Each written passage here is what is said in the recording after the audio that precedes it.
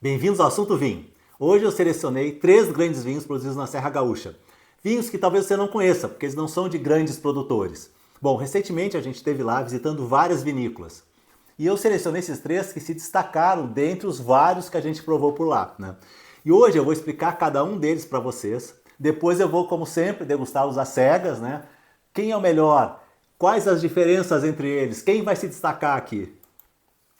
Bom, vamos ao primeiro vinho. O primeiro vinho é o Instinto Corte Tinto 2022. Ele é produzido pela Cristófoli, lá em Faria Lemos. Faria Lemos é um distrito de Bento Gonçalves, então é Bento Gonçalves, mas não é o Vale dos Vinhedos, embora seja próximo ali, né?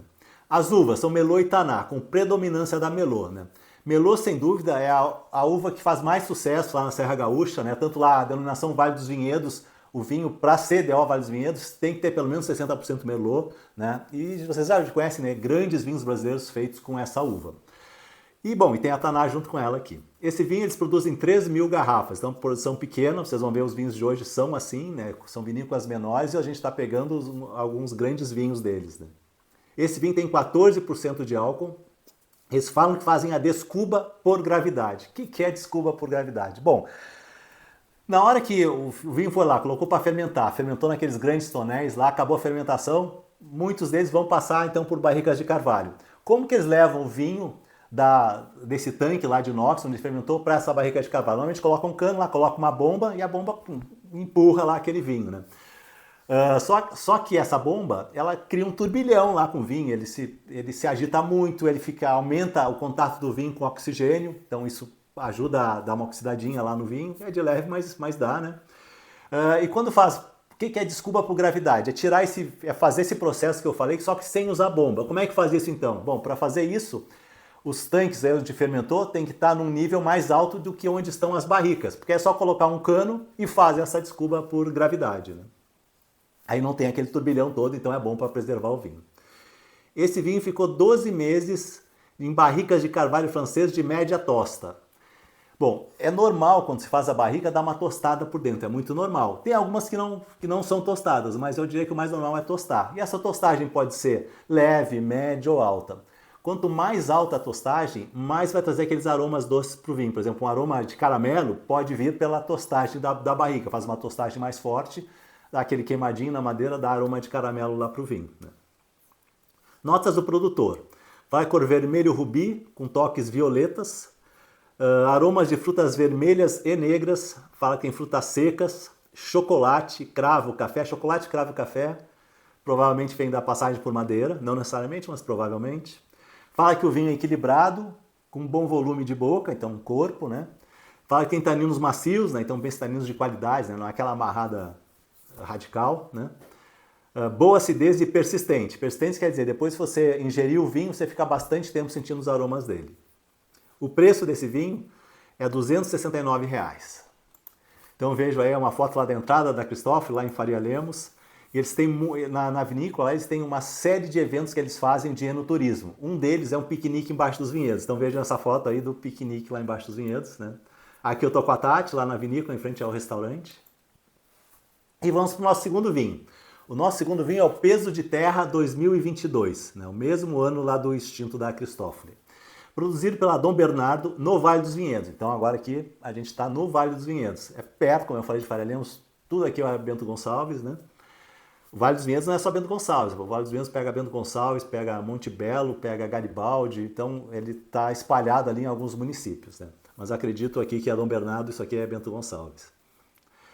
Fala que as uvas são 60% Merlot e 40% Cabernet Sauvignon. Então, ó, de novo, aqui a Merlot predominando, né? E fala que as uvas são cofermentadas. Bom, primeiro eu quero dizer assim, ele tem um outro vinho igual a esse que as uvas não são cofermentadas. Esse aqui que eu peguei, elas são cofermentadas. O que significa isso? Bom, o mais normal, por exemplo, vou fazer um blend. Como é que faz? Então esse aqui a gente está falando Merlot e Cabernet Sauvignon. Então pega a Merlot, bota para fermentar, manda para barrica de carvalho, pega a Cabernet, faz a mesma coisa e no fim faz um blend, né? Então faz o blend no final do processo, ou pelo menos depois de fermentou. Fermentou as duas separadas, depois vai fazer o blend. Essa aqui não, eles colocaram as uvas juntas lá no tanque e fermentaram ao mesmo tempo, né? Isso tem algumas vantagens. Quais são as vantagens? Dá uma integração melhor entre as uvas, então o vinho fica mais integrado, os aromas ficam mais integrados. A dificuldade é que as uvas têm que estar prontas ao mesmo tempo. A Cabernet Sauvignon demora mais para amadurecer que a Merlot, né?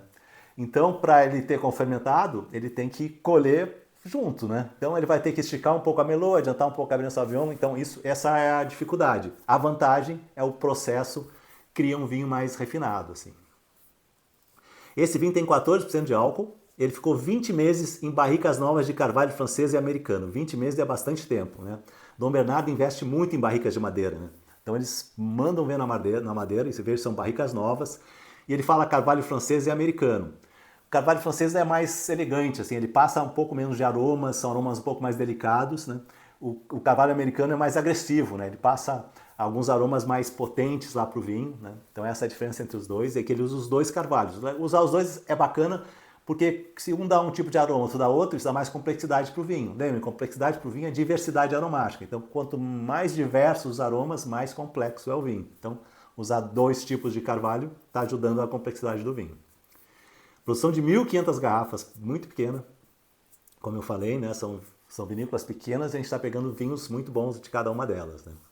Notas do produtor: cor rubi intensa, aromas de ameixas pretas, figo, alcaçuz, pimenta do reino, hibisco, tostado, defumado e cedro. Tostado, defumado e cedro dá passagem por madeira. Fala que ele é equilibrado, encorpado e persistente. O preço dele é R$450. Ele é o mais caro que a gente vai ver aqui hoje. Aqui uma foto da vinícola, né? Então Dom Bernardo, uma visita muito bacana. Eles só fazem vinhos de muita qualidade lá. O atendimento lá é sensacional. Você senta lá, fica conversando com eles. Está aqui eu conversando com o Matheus Batistello, que é um dos proprietários lá, né? Sensacional essa visita.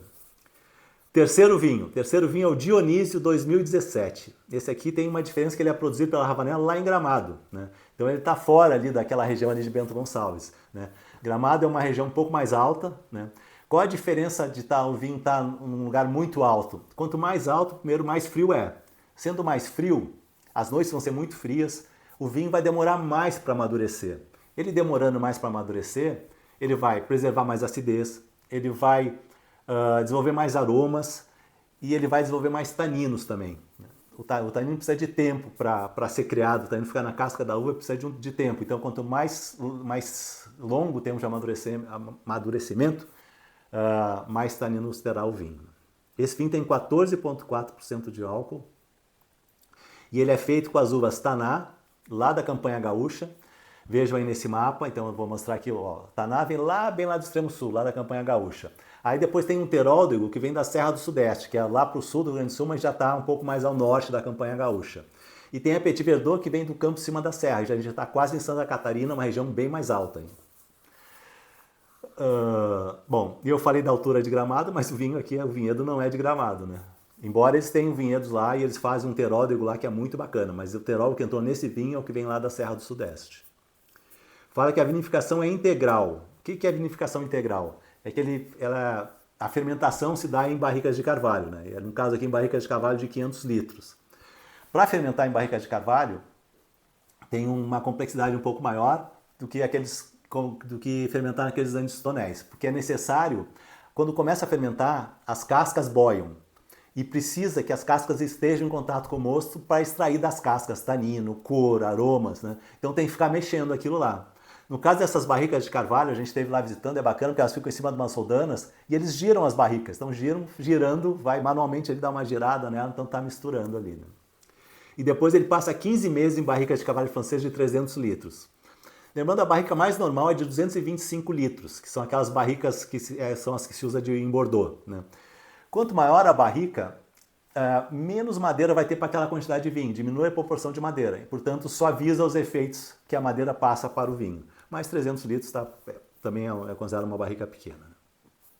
Notas do produtor: cor rubi intensa com toques violáceos, aromas de frutas negras maduras como ameixa, mirtilo e amora, geleias, compotas de frutas, ó, então estou vendo aqui aromas de coisa bem madura mesmo, né?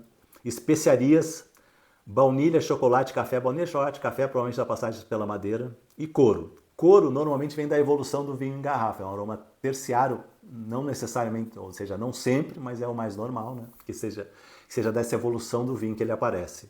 Fala que o vinho é equilibrado e persistente. O preço é R$245. R$ 245 é muito parecido com o da Cristófoli, né? Mas ele é o vinho que hoje aqui é o mais barato dos três. Aqui uma foto minha com o Israel Cordeiro, que é o enólogo lá, a gente fez uma visita muito bacana, ele mostrou muita coisa pra gente dos barris lá, eles têm um Nebbiolo que é sensacional, que não está à venda ainda, muito legal essa visita. E aí uma foto do vinhedo. Esse vinhedo aqui, uma das uvas que eles têm nesse vinhedo é uma Teródogo, que é muito boa, tá num outro vídeo nosso, sobre o que a gente fez sobre o melhor Teródogo do Brasil, ele participou lá, competiu lá. Bom, gente, então agora eu vou fazer degustação às cegas. Então, para isso, chamar a Tati, ela vai degustar aqui comigo, né? Então, Tati! Cheguei. Já vou servir uma dose de cada um aqui. Hoje eu vou usar o Coravin. Vai ser esse aqui o número 1 da degustação.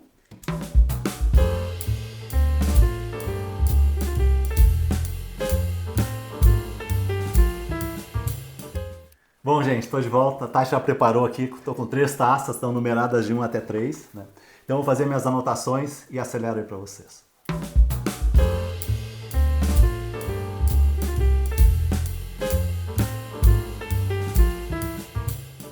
Bom, estamos de volta, concluí aqui minha avaliação. Bom, primeiro quer dizer que o objetivo que eu tinha aqui é trazer grandes vinhos brasileiros pouco conhecidos. E eu estou muito feliz, porque todos são muito bons mesmo, né? É quase impossível dizer qual é o preferido aqui. É verdade? Mas a gente vai ter que chegar lá, né? É. Bom, vamos lá. Eu não sei qual vinho é qual, então vai ter uma tabelinha para vocês. Eu falar número 1, vocês não sabem do qual eu estou falando, né? Então vamos lá. Número 1, uma cor, um rubi bem intenso, né? Com uns toques púrpuras, né? Uns toques roxos. Um pequeno halo de evolução, pequeno, quase nada, né? Aromaticamente, achei ele muito intenso, adorei essa intensidade aromática dele, boa mesmo, né? Primeiro, assim, vem muita fruta negra madura, para mim, mirtilo, figo. Depois vem um tabaco, né, que é da passagem pela madeira. Ele tem muitas coisas, né? Tem um leve herbáceo, mas que aumenta a complexidade dele, né? Tanino, esse aqui para mim é o que tem... Bom, todos têm um nível de tanino bastante elevado, assim, né? Mas esse aqui é o mais alto de todos, assim, para mim esse é o que tem mais tanino. Acidez também, é o que tem mais acidez, só que a acidez do 3 também tem uma acidez equilibrada com esse aqui. Encorpado, né? Todos os vinhos são encorpados. Final longo, aqui impressionante o final desse bebe, ele fica lá sentindo os aromas dele por um bom tempo, né? Não, estão muito gostosos. O segundo é uma cor rubi, também intensa, mas menos intensa dos 3, né? O 3 é preto, é opaco, né? Então, o 2 é intenso, mas comparado com os outros ele é o menos intenso na cor. Parte aromática, a primeira coisa que vem são os aromas da madeira, né? Eu senti aqui cedro, tabaco, chocolate, né? Mas depois vem uma ameixa madura, uma pimenta do reino. Ele tem um pouquinho mais adocicado também, né? No aroma. De fruta madura, assim. É. Tanino, assim, um tanino acima da média, não é um tanino tão alto quanto o do 1 e do 3, mas é um tanino de muita qualidade, é um tanino elegante, tá bacana. Acidez alta, não tão alta quanto o 3, mas uma acidez alta no ponto, tá bacana esse vinho. No 2 não se destaca a acidez, nos outros, no 1 e no 3, a acidez aparece um pouco mais, né? O terceiro vinho é que a cor dele é púrpura, não é, ele tá pro roxo e é intenso, no meio ele é opaco, ele é preto, não passa luz nenhuma por esse vinho. Para mim o que mais vem são frutas frescas, né? Então eu senti uma ameixa, morango, mas aí vem ervas secas, um chocolate da madeira, eu senti um balsâmico. Então tem uma bela complexidade também de aromas esse vinho aqui. Tanino lá em cima, não tanto quanto o primeiro, mas é um tanino alto, mais alto que o segundo, e é um tanino também de uma qualidade bacana, gente. O pessoal tá aprendendo a fazer vinho muito bem, né? Olha! Acidez lá em cima, corpo alto, final longo, né?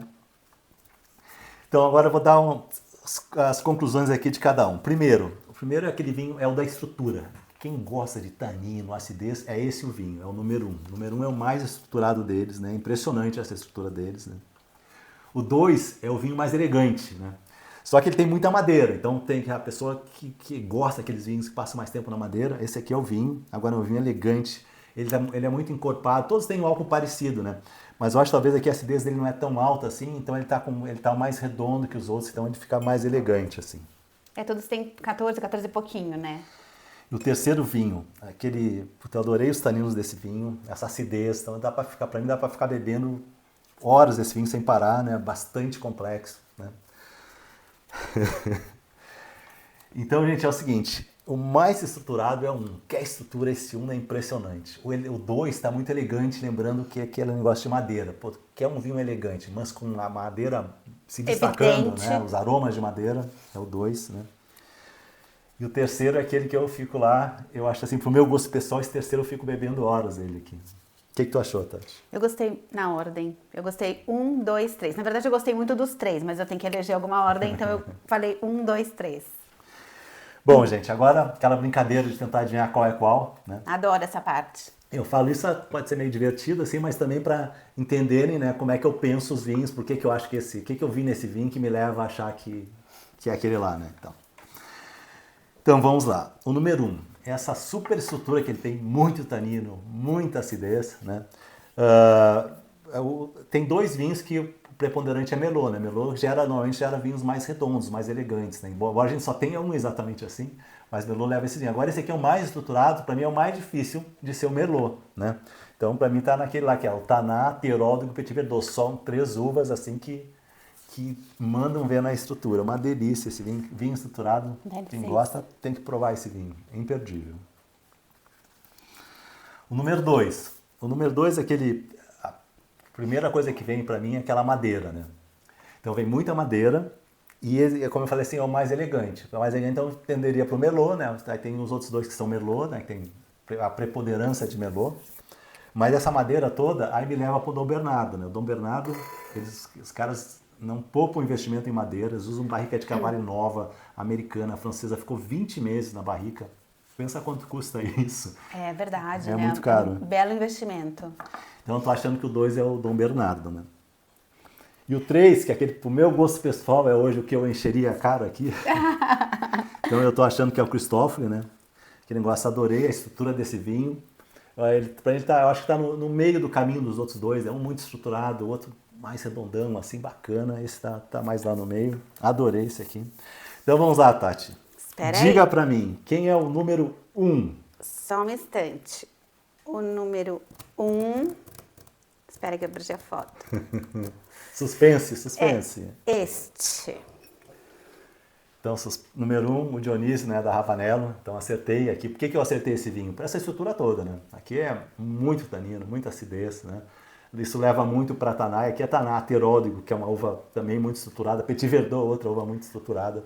Um vinhaço, gente. Essa vinícola ficar em Gramado. Quem for a Gramado não pode deixar de visitá-los. Não pode perder. É muito legal. Sabe o que eu tô olhando? Tem muitos vinhos sensacionais, né? Desculpa, ele é 17, ele é o mais velho de todos, né? E não notei tanto isso. Na cor eu achei que ele tinha um leve toque de evolução, mas eu nem fui por isso porque eu achei ele muito leve. Então, assim, mas também são essas uvas estruturadas seguram mais o vinho, dão mais longevidade pro vinho, né?